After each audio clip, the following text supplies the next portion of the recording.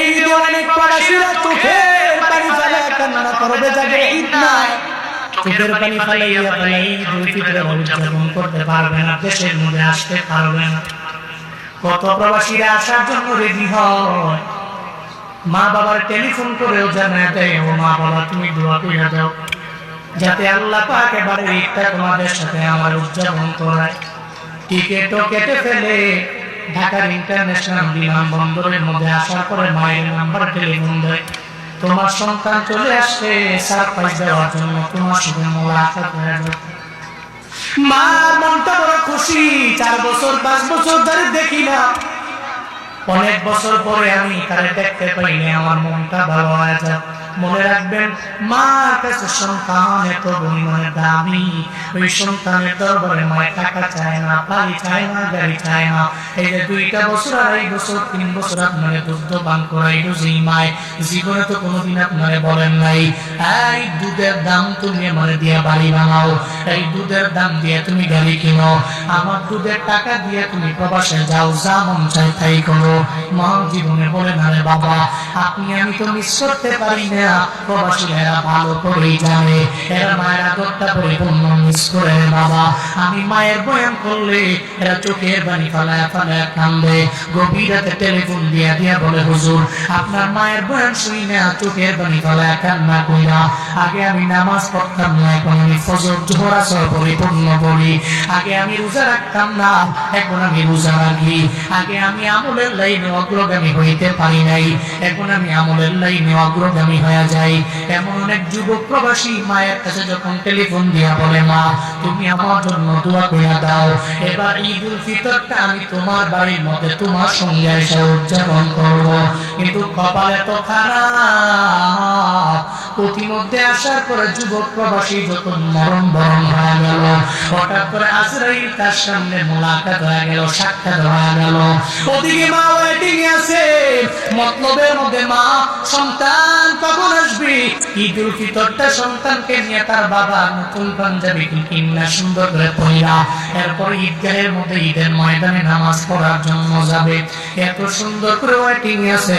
হঠাৎ করে সন্তানের মোবাইলে টেলিফোন দিলে সন্তান ধরে না, বারবার টেলিফোন দিলে সন্তান যখন রিসিভ করে না, হঠাৎ করে চিন্তায় পড়ে গেল এতক্ষণ সময় তো আমার সন্তান বাড়ির মধ্যে আসতে লাগে না।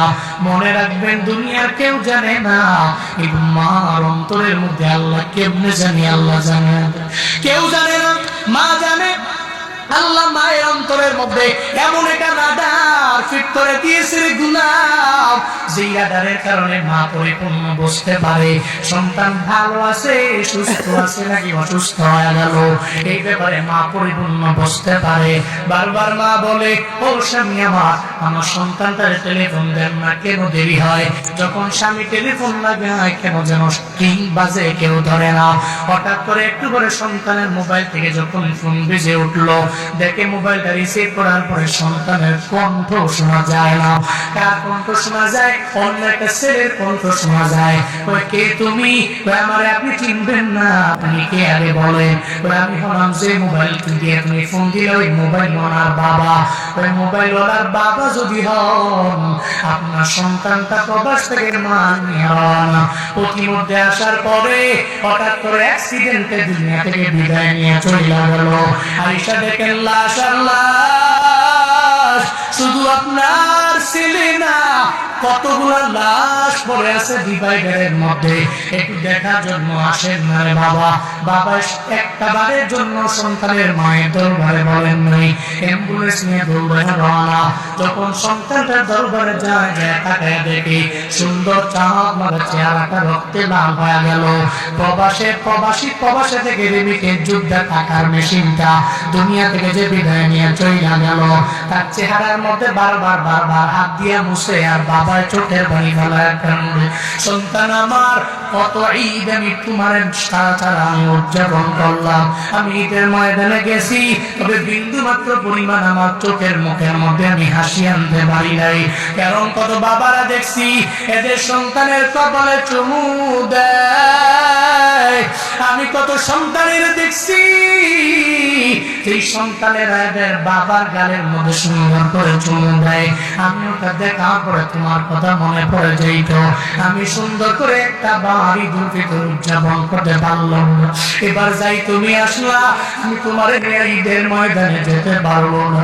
ও সন্তান আমার, কত রাত তোমার মা তোমার জন্য ঘুমাইতেও পারে নাই।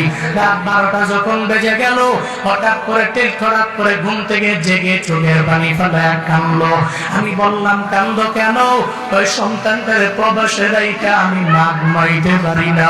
ও ঠিক মতো খাইলো কিনা, ও ঠিক মতো ঘুমাইতে গেল কিনা, ও ঠিক মতো আরাম করতে পারে কিনা, ও ঠিক মতো কাজকর্মের মধ্যে যাইতে পারে কিনা, এই চিন্তা নিয়ে কত রাত তোমার মা আরামের বিছানার মধ্যে ঘুমাইতে পারে নাই। ও সন্তান আমার, আজকে আমি বাড়ি যাওয়ার পর তোমার লাশ নিয়ে তোমার মায়েরে আমি কি বলবো বিন্দু মাত্র পরিমাণ আমার কোনো জানা নাই, আমার কোনো ভাষা আমার জানা নাই।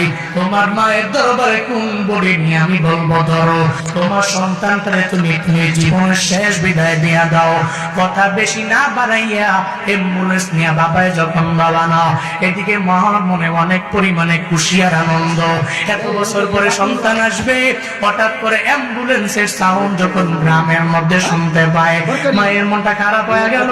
হঠাৎ কেন আমার এলাকার মধ্যে অ্যাম্বুলেন্সের সাউন্ড শুনতে পাই, এই চিন্তায় পরে মা দৌড়ে দরজা ওপেন করে উঠানের সামনে গিয়া মা দাঁড়ায় রইল, কোন সময় আমার সন্তানটা আমার কাছে আসবে।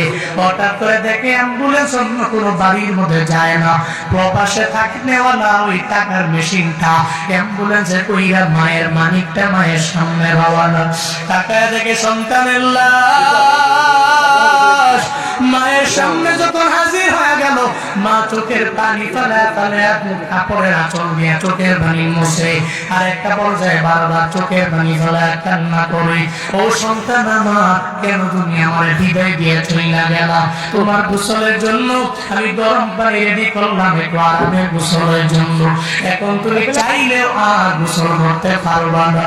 এখন ওই গরম পানির ভিতরে একটু বড়ই বাধা দিয়ে আবার গরম কইরা তোমার জীবনের শেষ গোসলটাও দিয়ে দেওয়া লাগবে। ও সন্তান আমার, আমি মা তোরে ছাড়া কেমনে থাকবো আমায় বল? আমি মা তোরে ছাড়া ঈদুল ফিতর কেমনে উদযাপন করবো আমায় বল? আমি মা তোরে ছাড়া ঈদুল আজহা কেমনে উদযাপন করবো আমায় বল? আমি মা তোরে ছাড়া ঈদ উদযাপন করতে পারবো না। চোখের পানি ফালাইয়া কাপড়ের আঁচল দিয়ে বারবার পানি গুলা মুছে, আর সন্তানের দরবারে মা চোখের পানি ফালায় কান্না করে। এমন ভাবে অনেকের মরণ হয়, ঈদ উদযাপন করতে পারে না।